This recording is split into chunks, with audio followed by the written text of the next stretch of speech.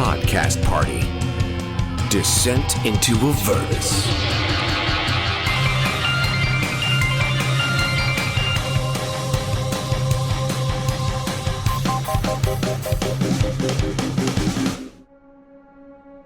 My name is Painbearer Corbin Shiv, and I have a lot of secrets. I owe the Church of Ilmata, and especially Sister Everly Hollow, my life. She told me to kill Dr. Hulk Thinster of Cliffgate Hospital, but I didn't do it myself. A lot of other people got involved. A Devil Blood Paladin, an Angel Blood Sneak Thief, and an Elf Blood Musician. I guess we're friends now. We split up for a bit after we completed a mission for the Flaming Fist. We uncovered a conspiracy involving a powerful family of nobles, the Van Thampers. One of them, Mortlock Van Thamper, was betrayed by the others. Tonight, we're going to meet him at the Elfsong Tavern to learn about a plot that threatens the entire city of Baldur's Gate. Corbin, after this discussion with Sister Painbearer Everly Hollow, what do you do? Corbin just wants to rest. He wants to sleep. He wants to recover from a day of violence, which he hasn't had in 10 years. He had a lot of freedom, which he also hasn't had in 10 years being cloistered. So he just wants to rest, and then he's going to meet the others, just like he promised, to make sure there aren't any loose ends. So I think you could probably get away with not a long rest, but a couple short rests. Okay. We could all mechanically take a short rest, right? Yes. Okay. Absolutely. Cool. So, time passes, and day turns to afternoon, afternoon turns to evening, and your disparate paths reconverge at the Elfsong Tavern. Corbin's there. Renascence comes in maybe about 10-15 minutes later. There's a good 20-minute lapse, and then Hylan and then Ofelia arrive. At this time of the evening, you do happen to notice that the Elfsong Tavern is becoming a little bit more crowded. There are people to and fro. You, of course, see Alan Aleth behind the bar. He greets the four of you one by one as you all enter. Evening, Aleth. Round of ales, please. And if you wouldn't mind, we're going to grab one of these private booths over here on the left. Oh, yes, of course. Yeah. I already got 4 ales here. Oh, well done. Listen, Alan, was wondering, I unwrap Mom and I lay it on the bar. Regular of yours, Hall Nightly. Oh, yeah. Not sure if he's come in yet, but was good enough to loan me this. Was just wondering if maybe you could return it to him. Oh, yeah, absolutely. No problem. Hall hasn't come in yet, but when he does, I'll be more than happy to give it to him. Cheers, appreciate it. I'd sort of take a bar rag and polish it up a little bit. Appreciate it, Alan. Oh, yeah, absolutely. He grabs it, and he just sort of tosses it on a shelf behind the bar. I will head over to join Corbin. Corbin will look at him and go, "Good to see you, a man of your word. You returned that. I was going to bust your chops if you didn't." Yeah, I figured you would, but, fair's fair. Agreed. You feeling all right? You look a little, I don't know, a little more grey than usual. Oh, no, it just, to be honest, I haven't had a night out in a very long time, so 2 in a row here. There was a lot of fighting and stuff last night. Yeah. Trying to get back in shape, Yeah, well, listen, I'm just, I'm glad you made it, Corbin. I thought I thought we'd lost you there. Oh, no, I'm resilient. I've got, big bones and stuff inside me, so I'm all right. I guess so, but like I said, I think some god's got his eye on you, Corbin. Yeah, your motto, right? Yeah. We got a lot to talk about. Let's wait for Hylan and Ofelia. All right. Like I said, about 20 minutes pass, and then Hylan and Ofelia come in the door at essentially the same time. I motion to them that we've got the booth and the ales. Oh, great. I could use a drink. Me too. Would you mind just taking a quick scan around? You're sort of better at picking things out than I am. Just make sure, nobody's sort of eavesdropping or any familiar faces, if you know what I mean. I'll look at Ophelia, kind of give a little nod, and then we can both look around, I guess. Sounds good. Your booth sort of abuts against a booth right behind you, but that one is empty. And these booths actually have privacy curtains. We'll draw those close after they've had a look around. I had a mediocre look around. I got a 7. I had a poor look around with a 4. You care more about the ale. I'm just thirsty. Quick glance, nobody. Quick glance, nobody. Back to the ale. Seems fine to me. As far as you know, nobody is training their eyes on your table. So during this, I'm gonna periodically thaumaturgy like a wave of laughter to sort of, it obviously won't continually muffle the conversation, but it should at least break it up to make it a little more challenging for anyone to follow closely the course of our conversation. Okay. We can kind of talk under that. All right. I say, glad to see everyone made it back safe. I figured we want to discuss our next move. Yeah. Are we going to help that Van Thamper guy? The big one? The coward? We said we would. I don't quite understand the angle, though. We do what we do, so Amric Van Thamper uses his leverage to get us to do a job for the Flaming Fist. That job is raiding this bathhouse where the cult of the Dead Three is hiding out. Amric and the cult are working together, so why send us there to bust up his own operation? My money's on either hoping we'll get killed or testing our mettle. What do they need to test us for? We're no one. Well, we're relatively cheap. He needs help. He might be looking for some people who can handle some of his jobs. I mean, we killed a lot of them. We pretty much broke up that temple. There's always more. Wait, do you think that there's infighting in these Van Thampers, that maybe Amric wants power and is breaking up from the other ones? The other one owns the bathhouse, right? What's his name? I forgot. The older brother.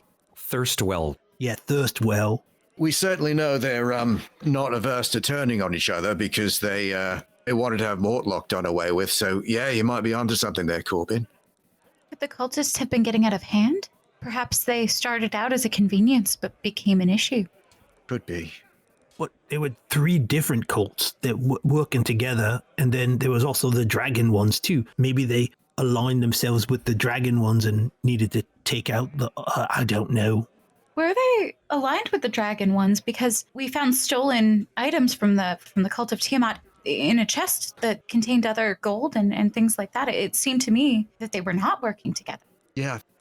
Yeah, Mortlock actually substantiated that. Mortlock said specifically that the Dead Three, in order to fund their actions in Baldur's Gate, had actually taken the treasure from the cult of Tiamat. Yeah. There's a lot of different factions at work here. We've got the dragon cultists, the followers of Tiamat. We've got the Dead Three, they're in bed with the Van Thampers. And we've got the Flaming Fist, who are not affiliated with either group. Amric sort of did get us to help them against the cult of the Dead Three. Well, that means he's aligned with them. So Amric's with the Amric's with the Fist, and the mum and the older brothers with the other ones, and the stupid ones just stupid, so they don't care. And we're in the middle of this shit. Not good. So what's our play? Amric is aligned with Amric. They only care about themselves. They're using these people as pawns. Mortlock seems to have some sort of information. He purports to have information about Elturel, and that's what we need to find out. Well, we said we help him, so we probably should, and maybe we could get a little information out of him while we do it.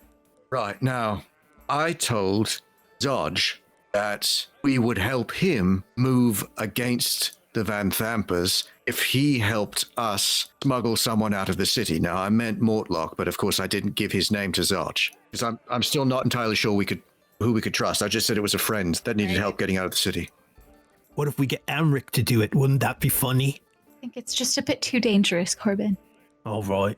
We've certainly put our cards on the table with the Flaming Fist. I'm going to get us a few more ales, all right? Yeah. Corbin will leave the booth, slide the thing, and go get 4 more ales. You open the privacy curtain. There are more people, even though your discussion hasn't lasted that much longer. There are clearly more people in the bar. And walk up to the bar. Alan Alf turns to you. More for your party, eh? Yeah, 4 ales. Well, only 3. I didn't even drink my first one, so just 3. Oh, no problem there, Corbin. He sort of looks left and right. He says, "Hey, listen, there's a chap waiting outside. He's kind of tall. He's kind of scary looking, to be honest. Hooded cloak and all, and don't really recognize him. Can't really see very much of his face, but came in here a few minutes ago. Asked if seen any of you? And I said, just because you obviously wanted your privacy and I didn't know you were expecting any visitors, that I'll keep a lookout. And he said he would be waiting outside. Could you have someone bring the ales to my friends and I'll run out and get him? Thank you, I appreciate it. Oh, absolutely. Tabitha, dear. And he runs over to the bar and speaks to one of the waitresses there. And Corbin casually walks towards the door, but it's just like he just beelines it just because he can't be casual. Okay. And he goes outside and looks for a large person in a hooded cloak.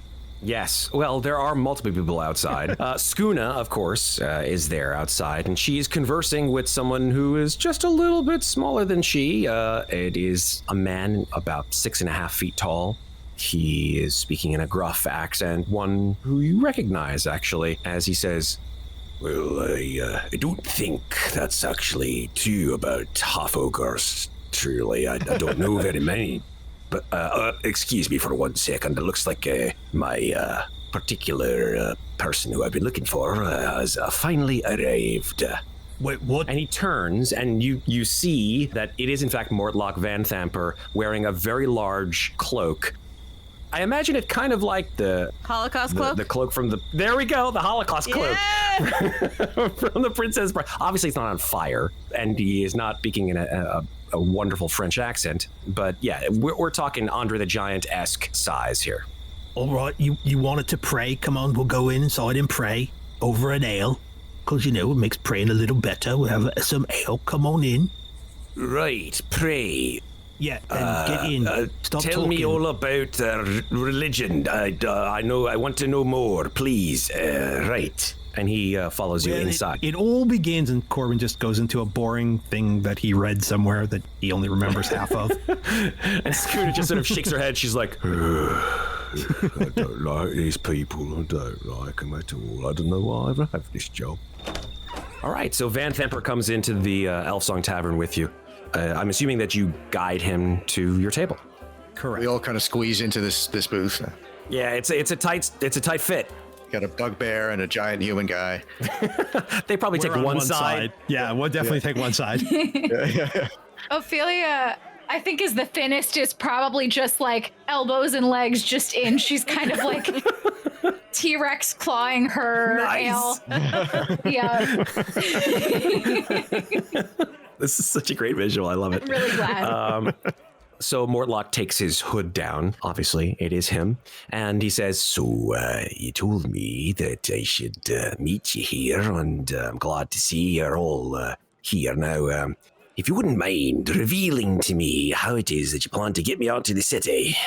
I say, we're working on it through some connections of ours. It may unfortunately involve doing another favor for the Flaming Fist, but your name never came into it, so you're in the clear as far as that's concerned. That I greatly appreciate. The Flaming Fist are not to be trusted. Although they seem to be protectors of this particular city, they're just really for power. Have you got a safe place to lay low until we can manage to get you out? Any place here in the lower city is as safe as any, as long as I keep my cover. Can we get him a room upstairs here? Does this sort of place have rooms? Yeah, it's an inn. I was also thinking, if you want, I've got a sort of a garret above a stockyard in Twin Songs, Temple District. Not like the sort of place that anyone would be likely to go looking for you.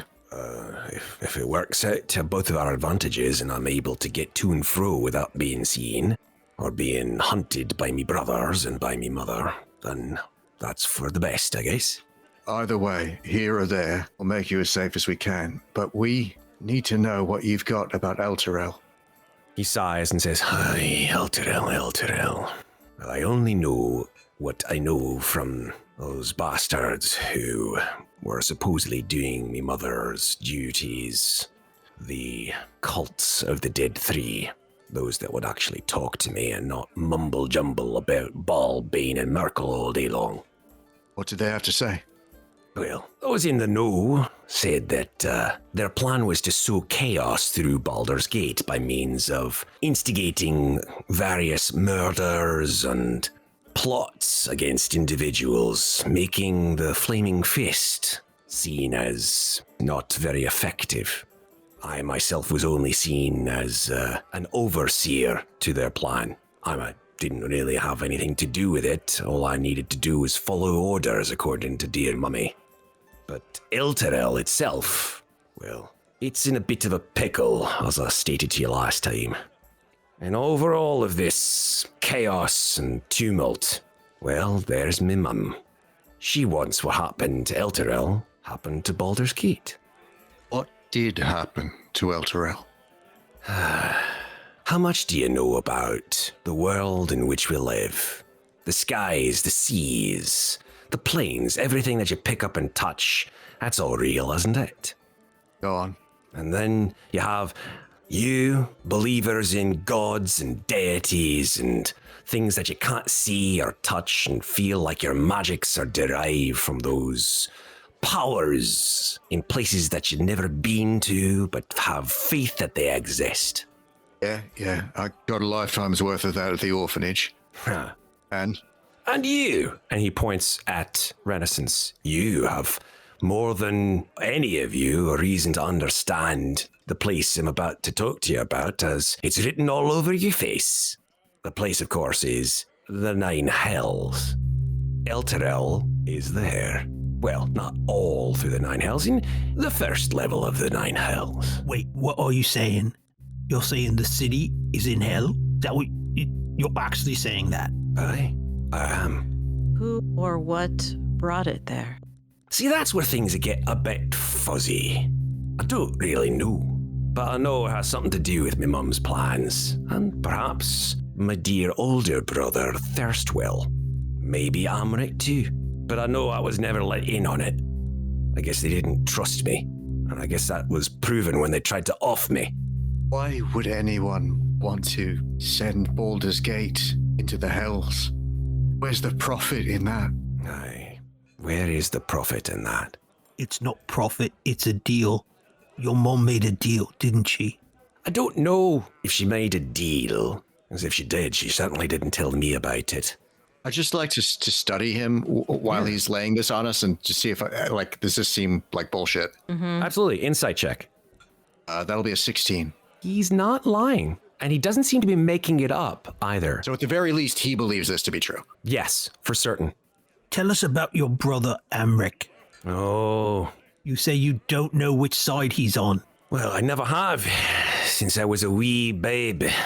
Never could tell. Kept everything behind that smile of his. You're not exactly in his good books at the moment. I've never been in my brother's good books, and I certainly am not now. Got to know more. Well, devils want souls, right? Aye, that they do. Well, I bet they'd be willing to give something pretty good for a city's worth of souls in return. Just look outside your door and you'll see plenty of souls in this city that are destined for hell. I don't have to look that far. Ofelia lowers her gaze and takes a big sip of her beer. Corbin actually sits up a little straighter. He says, I don't believe that. I just don't believe that most people in Baldur's Gate are shit. I don't either, Corbin. There are some, but not all of them. Listen, Corbin, I'm not saying I believe it either. I'm not saying I believe any of this. But I believe his mum believes it, and that makes her extremely fucking dangerous because best case scenario, no offense, Mortlock, she's mad as a hatter and in a very powerful position.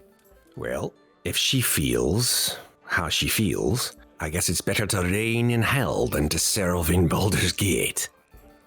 All right, Mortlock, thank you for being straight with us. We'll keep being straight with you. If you like, we'll put you up here at the tavern, or you can give you directions for my place in Twin Songs. Think it might be safer for you there, to be honest.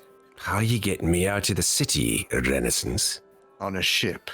Down the Chionthar to the coast. You leave that to us. He narrows his eyes at you and he says, when's this ship leaving? I can't stay in the city more than a day or two. Me brothers have eyes everywhere, and they'll find me, and I'll be gone. You won't even see me. They won't even leave me body left. How much do you need to get out, Mortlock?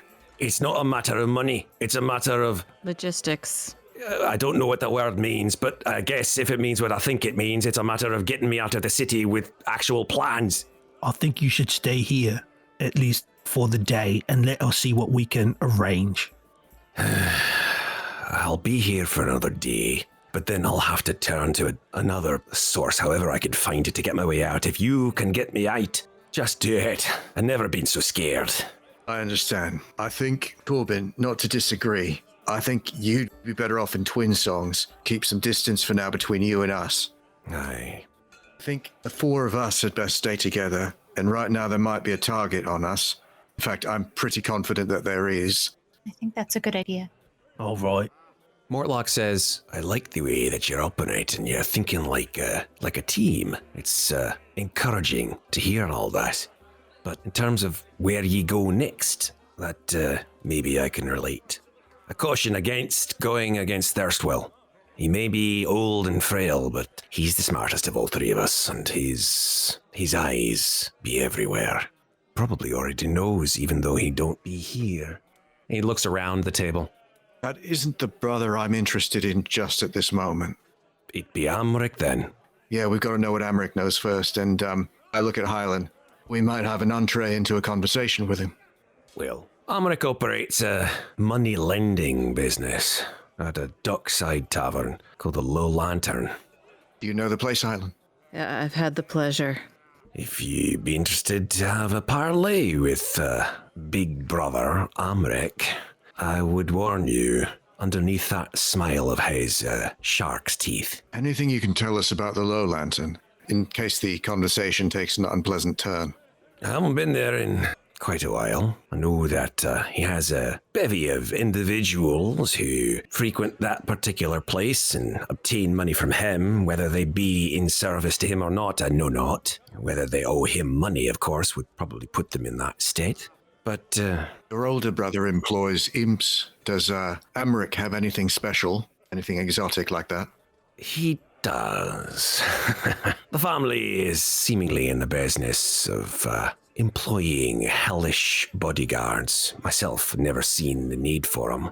Always found my own hands to be good enough. But Amric has a pet that he uses to make sure that all his deals go as expected, as well as perhaps some bodyguards there in the Low Lantern themselves. What sort of pet?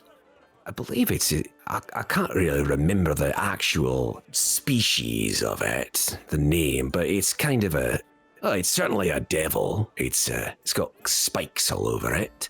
It's almost like a big bird, actually. Perches on the chair which he sits down there in the second or third level of the Low Lantern. I've heard of that, but I thought it was a joke. Can I use maybe my religious training to see if that might ring a bell, something I might have read about? Yeah. Yeah? Corbin would like to do the same. All of you who would like to can make religion checks. Ophelia rolled a 20. Corbin rolled a 13. Hylan rolled a 9. What'd you get, Renascence? I got a 7. Okay. Ophelia, of all of you, actually knows what this is all about.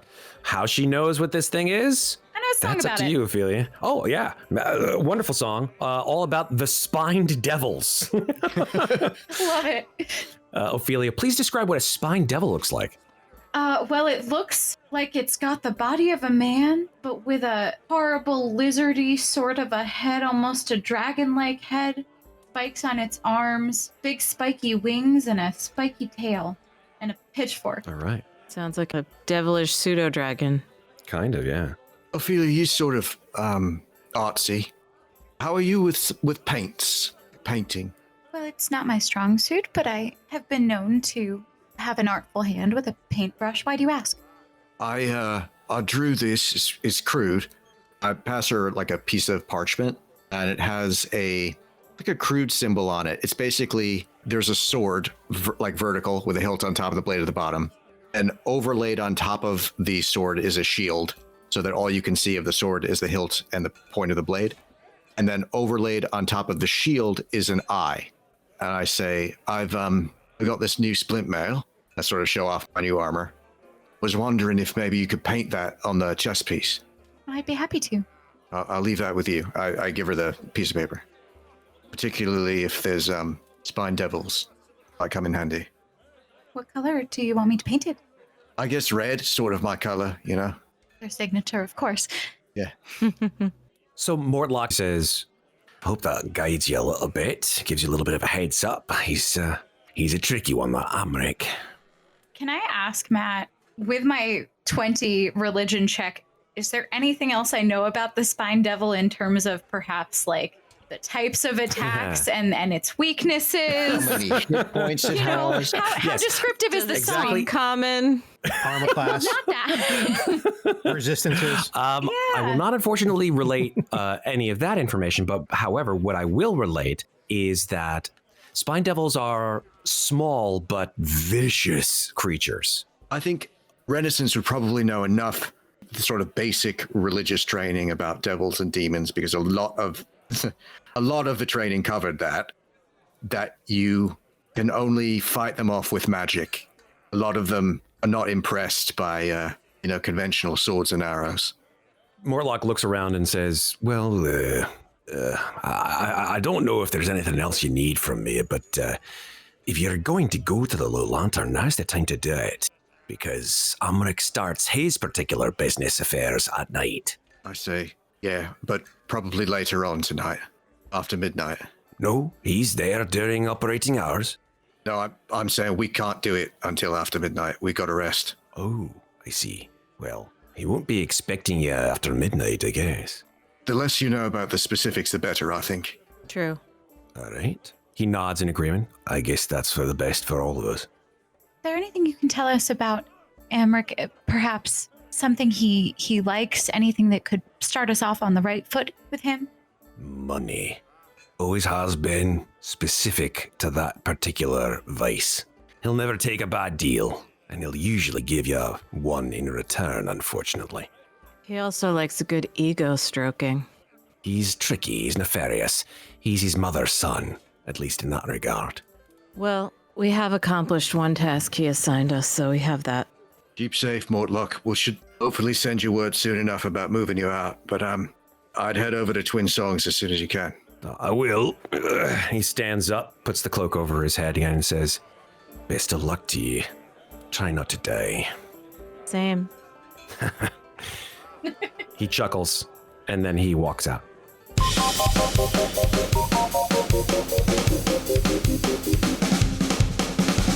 Hi, everybody. The show will be back in just a minute for the second half.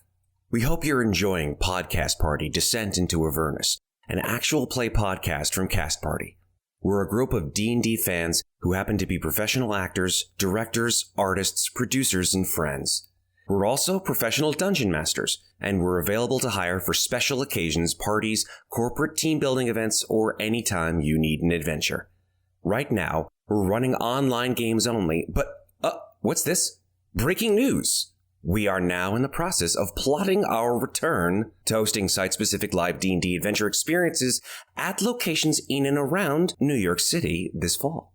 For more info on that as it develops, check us out at cast-party.com and follow us on Facebook at CastPartyD&D, Twitter at CastParty2, and Instagram at cast_party.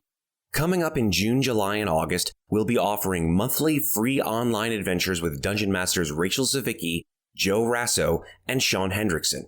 These free games fill up quickly, so if you'd like to grab a spot, you should join our email list or our Discord server. Links to both can be found at cast-party.com. On Discord, you can also check out Dungeon Masters Guild discounts and free bonus audio content, including last week's chat where Tal and I talked about our favorite 5e character classes. On our website, you can find original artwork of our characters, and we're posting maps, pics, and other background material to give you some visuals to go along with the story. Our merch store features all the official Cast Party apparel and accessories that the... Oh God, I can't believe I'm saying this. That the cool kids are wearing. Tal, I don't know how you're saying this. I just don't get it. Like, how are you... Maybe if I said it with, like, some real conviction, if I said it like the cool kids. No, that sounds like in a world. No. How about the cool kids? Yeah, the cool kids are wearing. No, that's a little too Jeff Goldblum. God damn it. I don't even know. I have to workshop this. If you enjoy Podcast Party Descent into Avernus, please follow the show, rate us, leave us a review.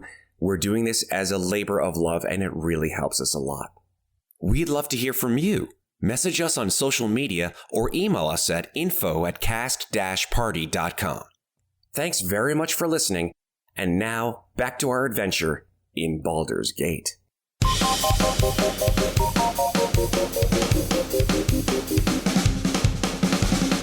I'm guessing it's like early evening now, right when we said we'd meet up? It's about 7 o'clock, 7:30. Why is it that we want to wait? Well, I don't know about you, but I've got one spell. Chances are he's going to have some other thing he wants us to do. I'm just saying, if it goes south... It's best to rest now, is what I agree with you. How are you for spells, Corbin? I've got some new ones. I mean, how many could you cast? I got 3, but I got none of my other powers, so a rest would be good. That makes sense to me. I'm also low on spells. I'm thinking that rather heading back to our own place, we should maybe get a couple of rooms here, stick together in case anything happens. I've never been in a nice place like this. I could just sleep in a stable or something, I'm alright. Oh, why not try it? I'm sure we have plenty of miserable nights ahead. You might as well enjoy this one. Can I sleep on the floor? I'll sleep on the floor, that's fine. Can we give you a pillow at least? Alright. Okay. I'd like to book a room, or a couple of rooms, with Alan. Okay. How much is that? Elfsong Tavern isn't extremely expensive. It's 2 silver pieces a night. 2 of us can stay in a room, right? Yeah. Absolutely, yeah. We get some rest, straight away. That way we can still get over to the Low Lantern tonight. Oh, they're active. All right. Alan gives you the keys to one of the rooms upstairs. You purchased 1 room, correct? 2 rooms. 2 rooms side by side if possible. Fantastic. So that's a total of 4 silver pieces, not an enormous expense, obviously. So he gives you the 2 keys to the rooms, smiling, of course, as he hands them over. He says, "Nah, don't you make a mess." You know me, Alan. Yeah, that's why I said it. Don't make a mess. Yeah, no, fair enough.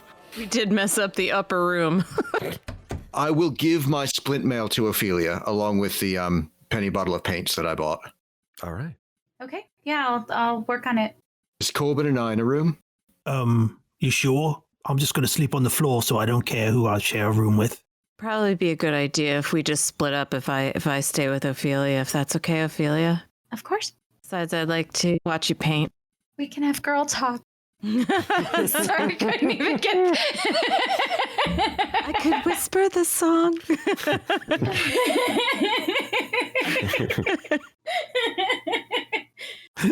Corbin looks at Ren uncomfortably and goes, We're not gonna have boy talk, alright? I just want to sleep. No, that's fine, Corbin. We're just going to sleep. I know we're all very tired, but something very weird happened, and I just really, I mean, I guess I could wait till later, but a tree drew a picture for me, and What's this? What? What, a tree? You know trees can't draw, right? They're just trees. I don't know that anymore. I don't know that at all. If I can believe a city going to hell, I can believe a tree can draw. So let's have it on. No, completely different. Have you ever heard of Insight Park? Yeah, I know Insight Park. I was taking a shortcut in the Warrens underneath the city, and this dwarf found me, and he had a picture of me, a really well-drawn picture of me. He said this tree needed to show me something, and I wasn't going to go, but this picture was really good, and actually he seemed like he really believed this, and at this point, we need all the help we can get, so I followed him. I don't know, Hylan. I mean, you are really pretty. Maybe the dwarf just sort of did a little sketch because he likes you or whatever. Did you see the tree? You sure you two don't want to share that room? Definitely blush a little bit. Did it draw it like with its branches, like holding like a little quill? No, I'll get to that though. I followed this dwarf to the park. He made a hole in the stone wall. It was really amazing. I've never seen anyone do that. And I went up to this tree. He told me that the tree was sick and asked me if I could do something to heal it. So I touched it and I had the most horrible vision, worse than any nightmare I've ever had. It was really vivid. And then a piece of bark fell off and it had a drawing of what I saw. What did you see? Have you got the drawing? Yeah. I show it to them. It's pretty horrible in the drawing, but it was more horrible to experience it. It's some sort of demon or devil, and I seem to be fighting it. I've never seen anything like this before. Have any of us? Yeah, what does the demon look like? Do we know what this thing is? It's actually quite a vivid drawing of this particular creature. It's not in any way unrealistic. It almost looks, at least to our modern eyes, like almost like a photograph, really. It's terrifying. It is a massive creature with armor all over its body and glowing eyes, enormous bat-like wings, and a mouthful of razor-sharp teeth. I will again sort of frantically rack my brains in my memories of my religious training, and I will perform the guidance ritual as well to see if I might know what this is. All right. I was just going to do the exact same thing. You both touch each other. And I'll do it too. No, I touched myself. You both touch yourself. You're like, touch, and then see if you can determine this from a religion check. Okay, I got a total of 18. I got a 20. Corbin got a total of 7. Okay. Ofelia and Renascence both recognize it. I guess Ofelia, in the same book that you saw this illustration of the Spine Devil, you probably also saw this illustration of this particular creature as well. Hell songs. Tell Songs Volume 1. Exactly. Well, it is a devil, and it looks like this awful horned monstrosity, surprisingly also with a pitchfork. Imagine that. I guess the rumors were true. I say, you know the devil that works for Emmerich Van Thamper? Yes. This one's much worse. Oh, yeah. I can't imagine anything being worse than it. It was horrible. I had the worst pain in my head, and I knew it was going to kill me. It was horrible. And then, for some reason, this dwarf thought this was important. I don't know if it's some sort of prophecy. I hope not. But I know that his city just fell into hell. So I don't know. I wanted to tell you about it. I've seen drawings of this one before. That makes me feel worse. Well, Van Thampers, Devils, Dead 3, Flaming Fist. We've just got us. No, and that's why we got to stick together. Face it together, not alone. All right. So what's our plan? What are we going to say? Well, I guess we could talk about this after we rest. It's up to you guys. Do you want to talk about a plan now, or you want to get some sleep? I think we should sleep and we can talk on the way there. What do you say? Yeah, I think you're right. The clock's ticking. From a mechanical perspective, your plan is to take a long rest now and then wake up, I guess, in the middle of the night and head over to the Low Lantern? Yeah, like 1 or 2 in the morning, whenever that is, and then head over to the Low Lantern. Yeah. Okay. Ooh, is that too late for a place like this? I don't know, because I don't really get out much. Hylan, do you know, is it like an all-night place? After party. I'm assuming it is, but I would ask Matt. It could be like a dusk to dawn kind of place. It may be. Yeah, let's see. I mean, what kind of people hang out there? Are they like fun people or are they like boring if it's people? like the Studio 54 of Baldur's That's what I'm Gate, then saying. Here we go. It actually says it. It says it operates in 3 8-hour shifts, with one group leaving as the next shift arrives. So, assuming that it opens at noon to 8, and then from 8 till 4, and then the cleanup crew comes in at 4 and gets ready for noon the next day. so we may be able to get over there by like 3 o'clock. Yeah, sure. Oh, you get the late night guests. Those guys who've been at it for a long time. Oh yeah. Great. All right. So we're taking a long rest. Sure seems like it. Yeah. Sure. Anything you guys want to say or do before you retire? Yeah, I will give my armor to Ofelia to do the painting. Yes, I will take the armor. And as Corbin beds down on the floor, I will pull out my dreidel and I'll pull the silver wire around my dreidel, and I will run the wire along all 4 sides of the room, the entire room that Corbin and I are sleeping in.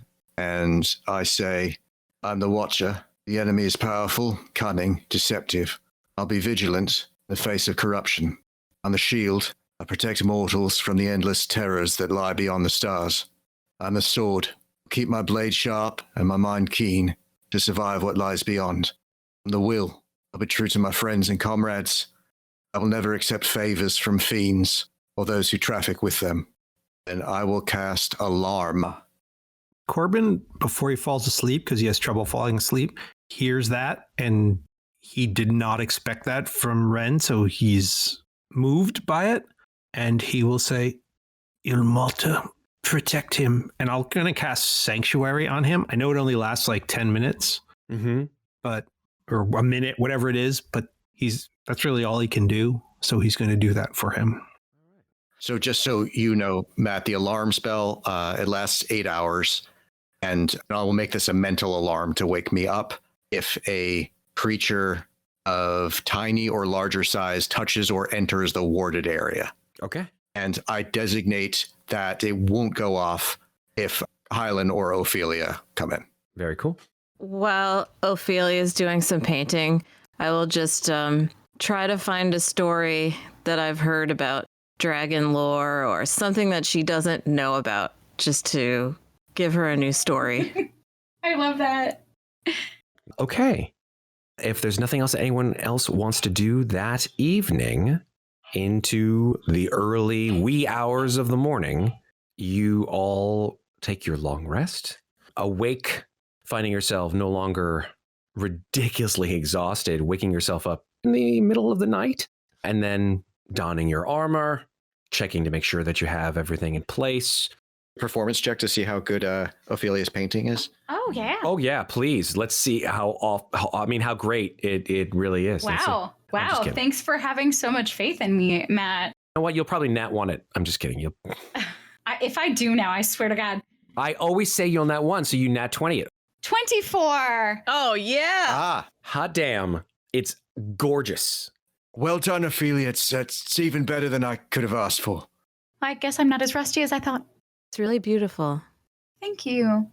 Well, your tale about the dragon really helped. You did great on that. It's beautiful. Thank you, Corbin. And I will climb into my armor, being very careful not to touch the paint because it's still fresh. A little tacky still.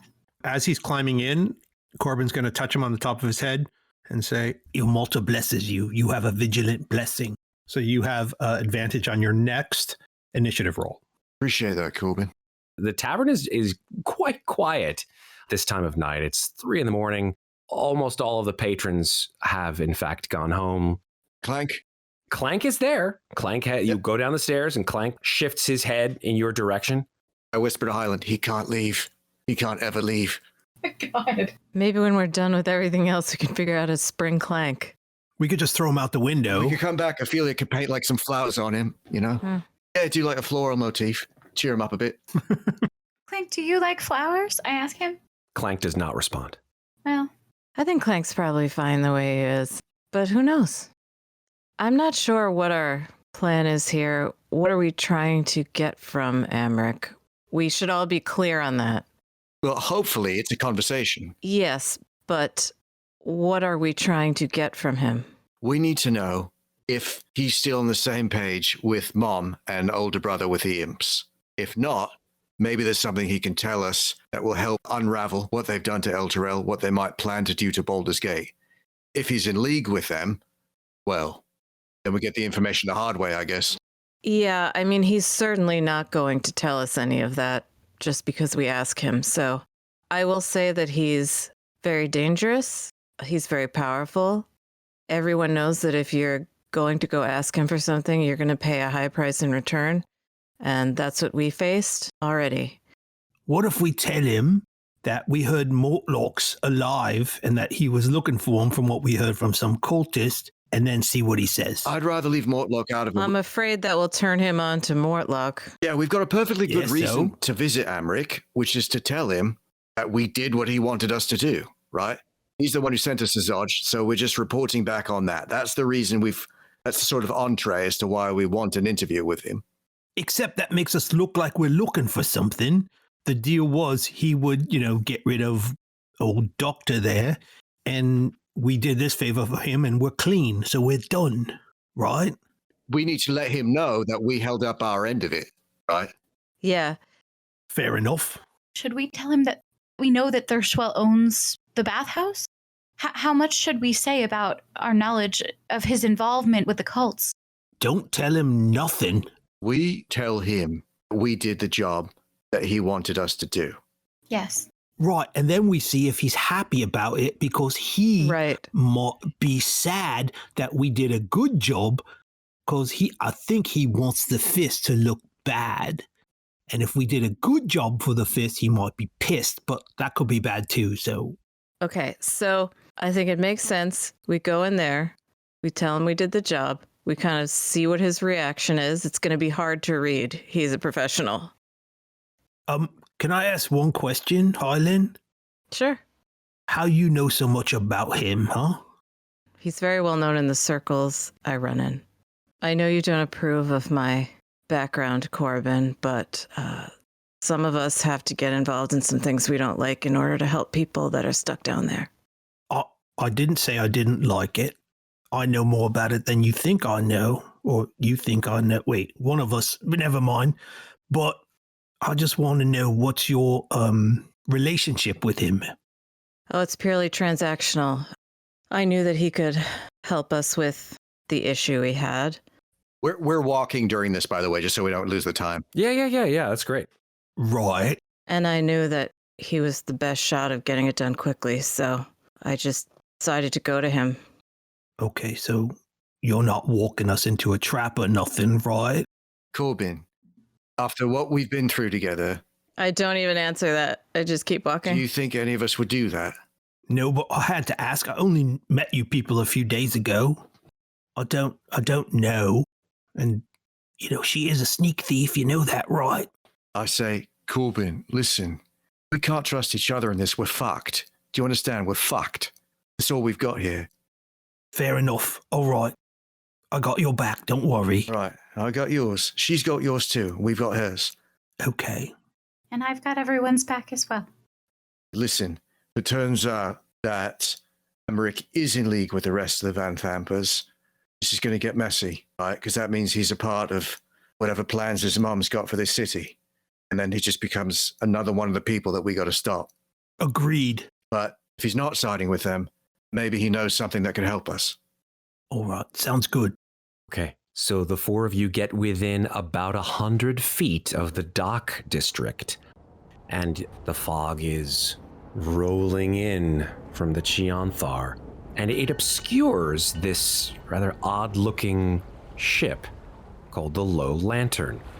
It has these enormous tall masts with no sails on them, and its bulk creaks in the water as you approach.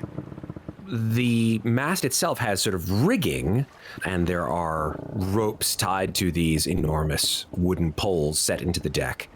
And you see that the ship itself is anchored to the wharf by rather thick chains. You also see that there's a wooden staircase on the side of it that climbs from the wharf's edge to the main deck. There's a lantern at the bow of the ship, which has this eerie green light emanating out of it that signifies that the tavern is open for business. So there's sort of a gangplank leading from the wharf up onto the ship. Correct. Is it attended at all? Like, is there anyone that we can see watching it? Make a perception check. I'm going to guidance myself on that. 12. You don't see anyone on deck, and you don't see anyone watching you from any of the other piers on which other ships currently sit. Should we check for imps? I'd like to get on deck. And then, yeah, I was thinking the same thing. If nothing interferes with us, I'm just going to start strolling up the gangplank like I'm going to enjoy the Low Lantern this evening. Mm-hmm. Fantastic, yeah. So the main deck of this old ship has these wooden steps that you are ascending to the forecastle of the ship and the aft castle of the ship. And you also see another set of stairs descending into the ship. There is a padlocked wooden hatch fitted with windows, which you see probably acts as some kind of a skylight for the deck below. And I guess, Renascence, since you're the closest one to it, you sort of glance down and see that there is actually a tavern down there. There are individuals with a variety of drinks are carousing within. You also happen to see, as the four of you get on deck, that there are a whole bunch of dead seagulls.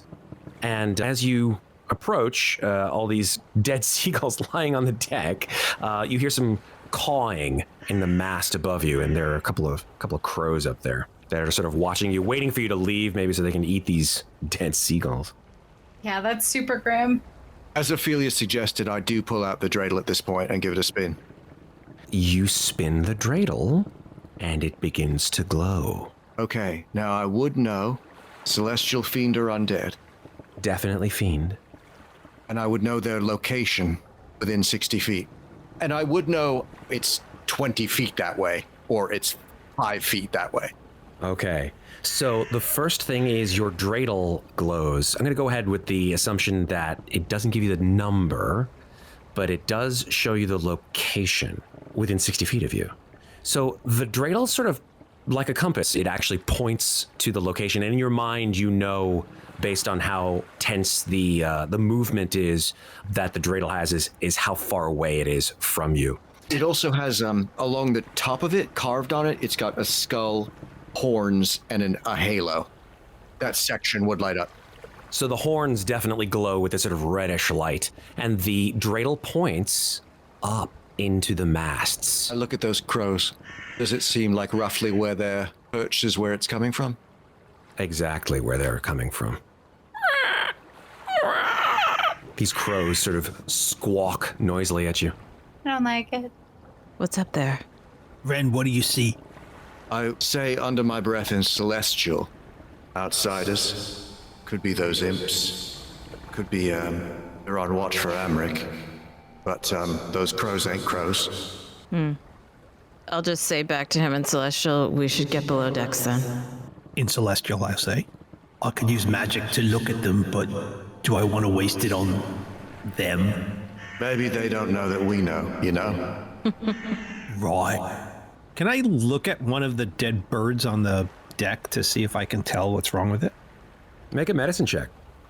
24. Yeah, you look at these birds, they all have this massive puncture wound in their breasts. They seem to have been stung by something rather sizable. So in common, I say, fucking dead birds all over the place, and I toss one off into the water. It's disgusting.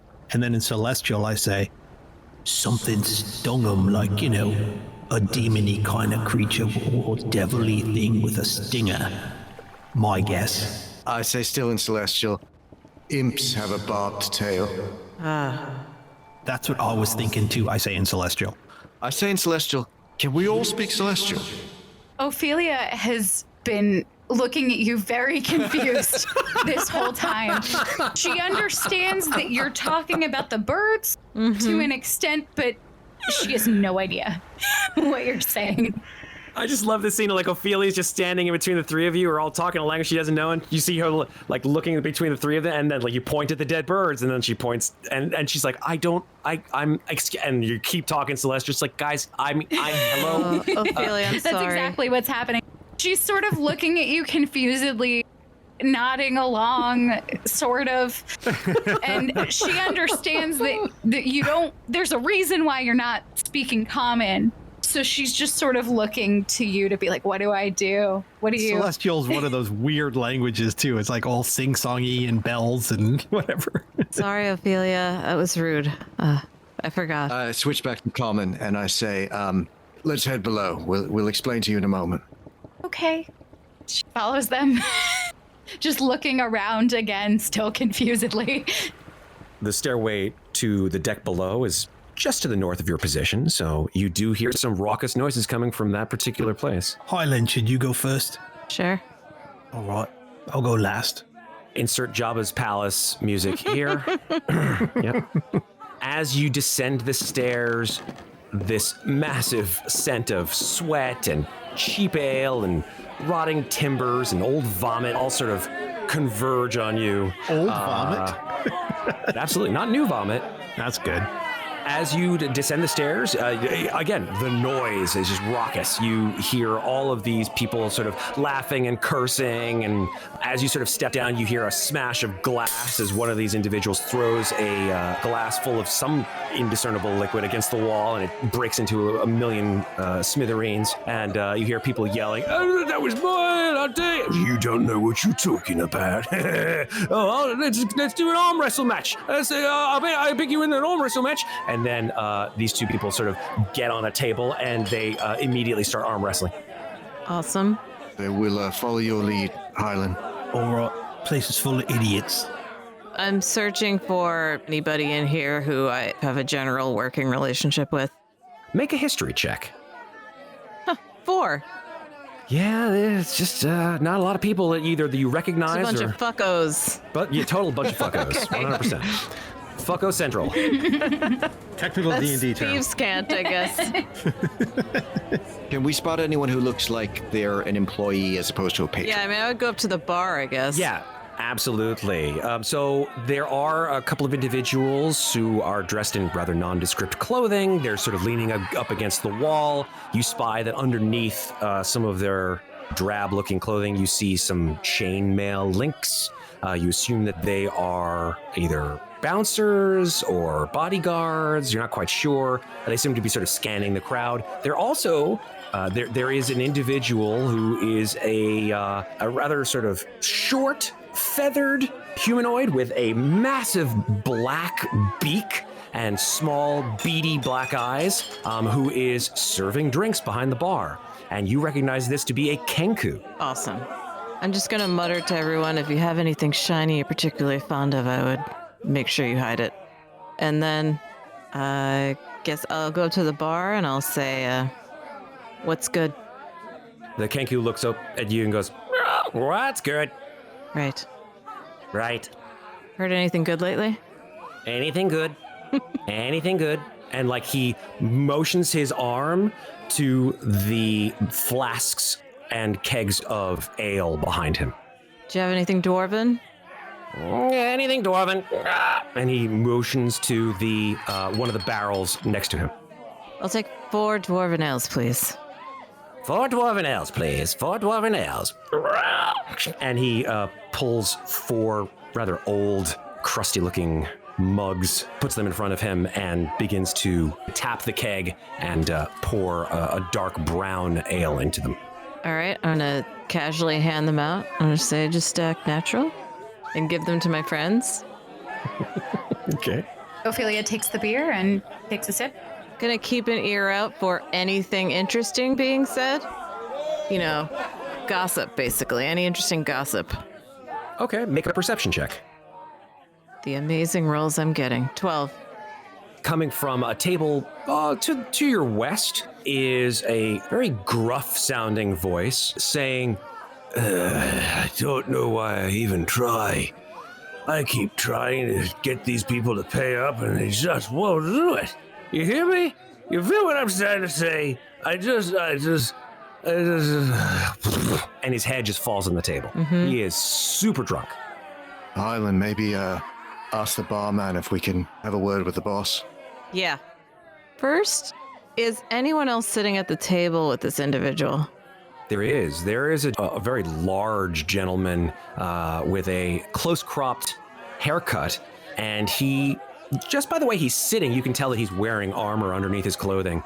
He's got scars on his face, and he's got a sort of bent nose, and he's just staring at his dwarven companions, the top of his head, essentially, just waiting for him to try to rouse him up off the table. Okay, so I'm not going to do what I had in mind.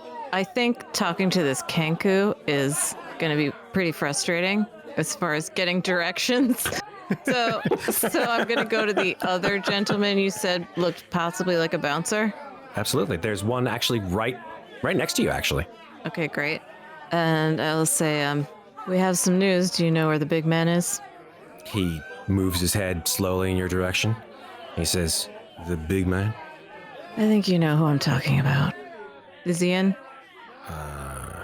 Yeah, I mean, he's been here for a while, but you new in here? I haven't seen you before. He knows who I am. Tell him Hylan's here. Hylan, huh? Wait here. And he saunters to a stairwell about 5 feet from your position and then descends. You guys wait a few minutes. In that time, a couple of other conversations are struck. The individuals who were arm wrestling finally complete their match. It was difficult to tell who they were, actually, because they looked almost exactly like each other. They are drow, and not the most extremely strong-looking drow, but one was clearly better than the other as their arm wrestling match completes. And one of them says, "Oh, building! You always were the stronger one of us, all right?"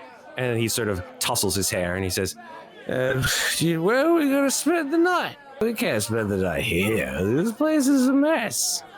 And the other drow, who is clearly his twin, says, I don't know. I think maybe we should ask one of these people where we're Hold on, I'll be right back. And walks over to Corbin and says, Hey, you! You're a bugbear! And you're like an elf, right? I see the pointy ears. I'm not like an elf. I am an elf. I am a drow elf. Look at me. I am from the Underdark. Did you win the arm wrestling or lose the arm wrestling? I won it. Look at me. And he presents his bicep. I could kick your ass, but all right. What's up? What can I help you with? Oh, hey, Aerith, he said he could kick my ass. Belden speaks to his twin brother, who then sort of sloppily gets up off the table and walks in your direction. Now there's two of them right in front of you, Corbin. And he sort of jostles his brother and says, I bet you we could. Ren, I don't think we want to I totally agree with your brother. I like him better than you. Why don't you like me better than him? Listen, if you think you can beat me in an arm wrestling match, I'd like to see it. And he puts his elbow on the end of the counter. Hylan, do you think you could speak to the bartender about seeing Amric before we... They already went to tell him we're here. Corbin's like, all right. What do I get if I win? Man, what did you say? The gold piece? I don't know. I don't have any gold pieces left to spread them all on there. I'll tell you what. If I win, you're my friend. If you win, I'll give you a gold piece. And then I can spend it on more ale. Hey, that's a deal. Let's do this All right, thing. so Corbin's going to put his arm up on the counter. Can the guy even reach it because his arms are so long? That's a good point. I didn't think about that. So, like, the drow looks at your arm and he's like, this is going to be weird. Maybe if you lean back just a little bit, then I can get the leverage that I need to get this thing done. Let's do this. Wait. Before we go, I got to say a little prayer. You know, it's a God thing. I know it's annoying, guys. I'm sorry. So what? A God thing. I got to... never mind. Pray before arm wrestling matches? This is the weirdest thing. I'll say, Ilmata, guide me. And I give myself guidance, and I will arm wrestle this guy. All right. Let's make a contested strength check here. Oof. But I have my guidance, though. Corbin rolled a 9. Oh, no. A 9. Maybe it was because you had to sort of get in an awkward position because of your massive long arm, but the leverage proves to be too much for you, Corbin, and this rather lithe drow puts up enough of a fight to beat you within about 15 seconds. And he says, ha ha! See, I'm not drunk enough to beat a bugbear. I beat a bugbear, everybody! Hey, look at me! I'm an elf, and I beat a bugbear. Give me that gold piece, bugbear. I give him the gold. I'm not sure what I was expecting, but it wasn't this. I give him the gold. Just so you know, he got a natural 20 on his He strength. kicked my ass. I buy them an ale and laugh at them. Okay, very cool. After about a minute, the guard who you spoke to comes up from below deck, and he motions to you, Hylan, and he says, So, Mr. Van Thamper says it's okay to come on down and see him. Thank you. Appreciate it. Let's go. Follow Hylan. Indeed, you go down further into the Low Lantern, into what you assume to be the sort of tavern lounge. You see oil lanterns hanging from the ceiling. There are no windows here, so you assume that this deck is actually below the waterline. And you're obviously able to move around if you'd like. You see a whole bunch of couches, coffee tables. You also see that there is actually another bar down here, also run by a Kenku. And in the far part of the ship, way in the back, you see an individual sitting on a couch, his feet on an ottoman, and perched on the back of this couch is a horrific looking creature that matches the description of what Mortlock Van Thamper has given to you. It is this awful, insidious looking monster with leathern wings and spikes up and down its back. And it sort of chitters. And as it does, Amric Van Thamper's eyes fall upon the four of you. Amric is not alone. Besides his pet, I guess, if you want to call it, as there are 3 rather sizable looking guards down here too, as well as a man by the end of the bar who is not necessarily the largest, but certainly the most dangerous looking foe. He has 2 swords, one on each side of his hip, and daggers up and down his vest. And he looks at the 4 of you as you enter this particular space, the lounge of Amric Van Thamper, and approach. And he puts his hand out and he says, "Which one of you is Hylan? That's me. You said you have business with Mr. Van Thamper." Yes, won't take long. We're just reporting back. From the very back where Amric sits, you hear a sort of lilting voice come out of Amric Van Thamper, and he says, "All right, Valtis, it's okay. Please, have them come over and have a seat. I believe, although I can't believe my eyes, I'm actually seeing those who ought to be dead. Please, let's have a seat and chat for a little bit. I want to find out how everything went." And he smiles, a malevolent, vicious smile.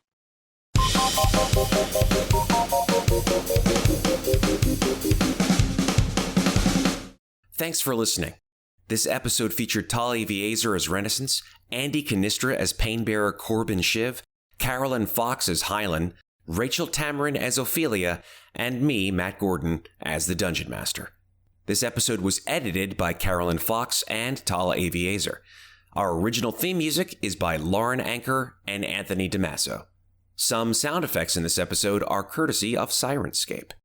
Remember, if you enjoy Podcast Party Descent into Avernus, please follow the show, rate us, and leave us a review.